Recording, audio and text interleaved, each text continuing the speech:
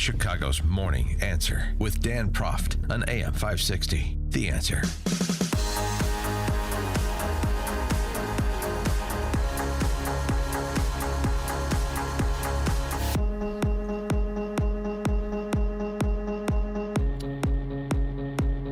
Top of the morning, Dan Proft here.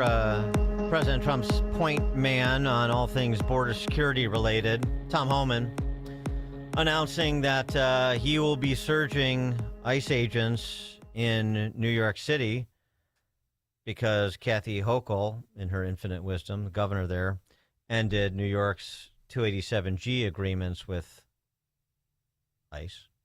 Tell us when we can expect that to happen. No.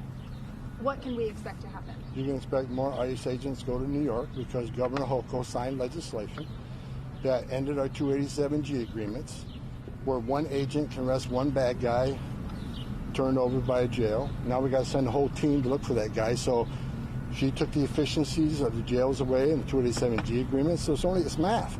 One agent can arrest one bad guy in the safety and security of the jail, which is safer for the alien, safer for the agent, and safer for the community. But she decided to kill all that, so now we got to send more agents to do the job that would have took one person. Tom Homan must get sick of reciting those lines because he's been saying the same thing for, well, certainly for the last 10 years. And he doesn't stop being right, so you just need to continue to make the argument when politicians take the position that Kathy Hochul has taken. It's so patently reasonable and logical, and it doesn't require any sort of proactive action by local law enforcement. It just requires access to the jails for federal law enforcement for the purposes that Tom Homan just said. But, of course, that's not the play for the left, for politicians like Hochul. And he's also been saying this for a while, but you can't say it enough. More color from Tom Homan on the motivations of politicians like Hochul. A couple of things. Number one is about hatred for President Trump. They don't want President Trump to have a win. Second of all, look, where was she with 4 years of open borders, with millions of illegal aliens, many of them criminals released in the United States? Where was she then? She was complicit. She didn't say anything. And this is why. That 4 years open borders wasn't an accident. It wasn't mismanagement. It wasn't incompetence. That was by design. Release millions of illegal aliens in our sanctuary cities. And they overturned the Trump census rule, which means they'd be counted in the next census, which means what? More seats in the House for the Dems. And they're hoping that another Democratic administration comes in and awards amnesty to millions of illegal aliens. This is about future political power. They don't care about national security. They don't care about public safety. All they care about is future political power. They sold this country out for future political power, and she's part of it. For more on this, Ron Vitiello joins us, former U.S. Border Patrol Chief, Deputy Commissioner and Director of ICE, the only person to have led both components of the Department of Homeland Security, ICE and CBP. Ron, thanks for joining us again. Appreciate it. Dan, I appreciate you inviting me. So I assume you're fully aligned with Tom Homan's description of both the 287G agreements and the implications of eliminating them, as well as his larger review of the motivations here? Yeah, I agree 100%. He's been living this problem for quite some time. We watch these destructive policies in places like New York, Illinois as well, where the government, the political leaders on the Democratic side try to restrict the activity of ICE agents who are just trying to arrest people who are in the country illegally, who've also been arrested by the local jurisdictions that they live and do their crimes in. New York was already in trouble with this green light law. They're trying to restrict access. Illinois does the same thing. Access to public data that you and I could get on the internet. They want to restrict federal law enforcement from getting things like that, driver's license records, et cetera, all in an effort to deport criminal aliens who are in the country. It's nullification of federal law. It's destructive, and it ruins the quality of life of the people who live in the country.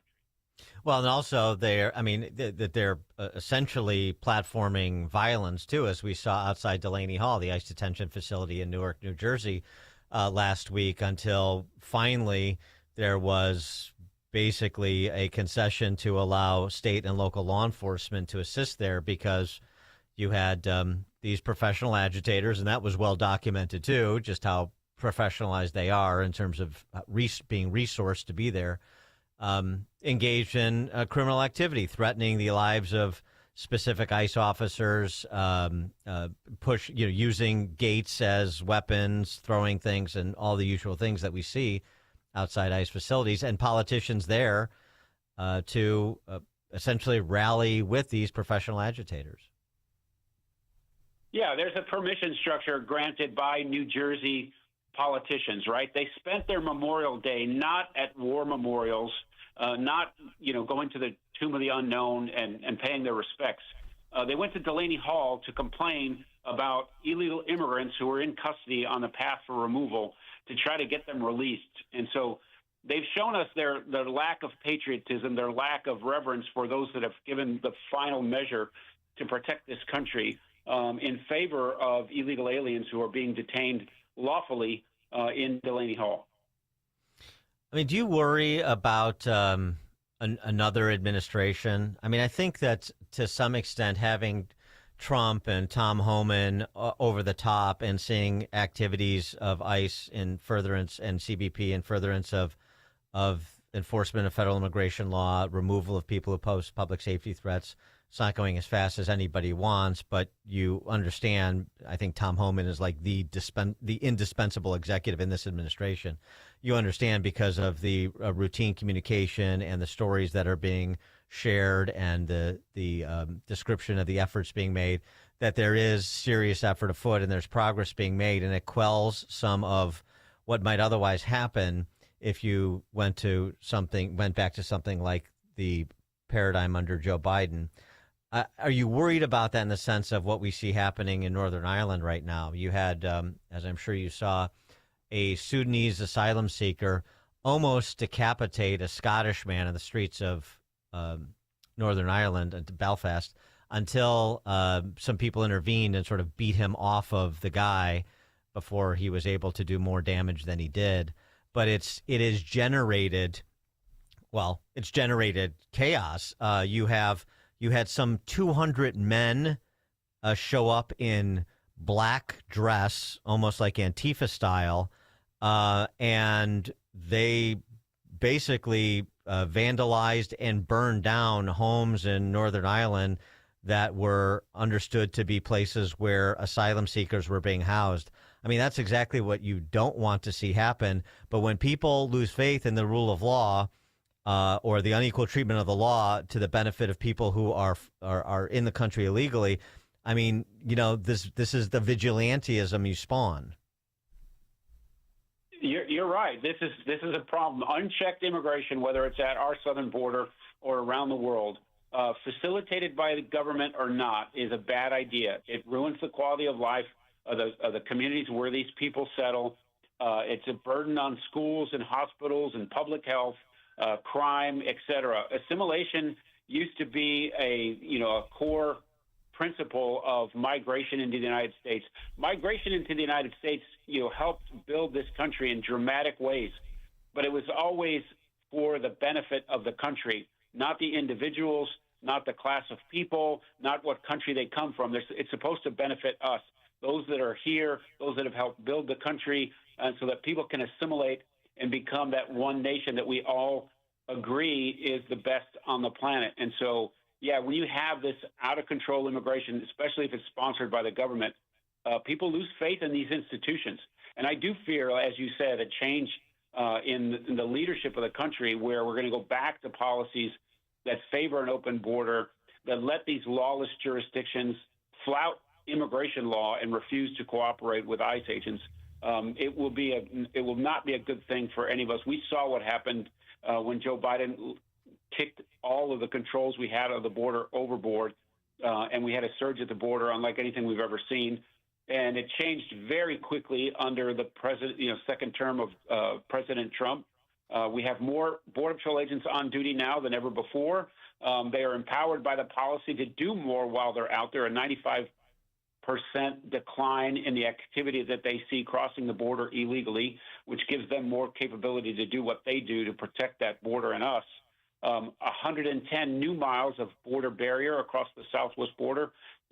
things like the waterborne barrier in the Rio Grande River, which the federal government has never installed before. So more agents, more technology, more barriers, and a policy that supports the rule of law at the border.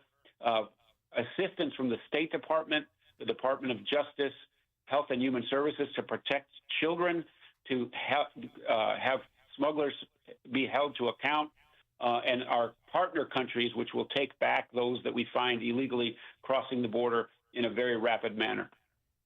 U.S. House passed that $70 billion bill to fund ICE and Border Patrol, so that goes to the president's desk. So that's coming online. I know you talked about some of the things also that the Trump administration has done with respect to enhanced border security. Also, he's increased the number of immigration judges by a little under 10%. Are there any other sort of rank order priorities that this $70 billion could fund or enhance the funding of that you think are mission critical in this moment? Well, it will give us the opportunity to sustain the gains that were made in the first reconciliation with regard to hiring and pay for Border Patrol agents and frontline officers at ICE, et cetera.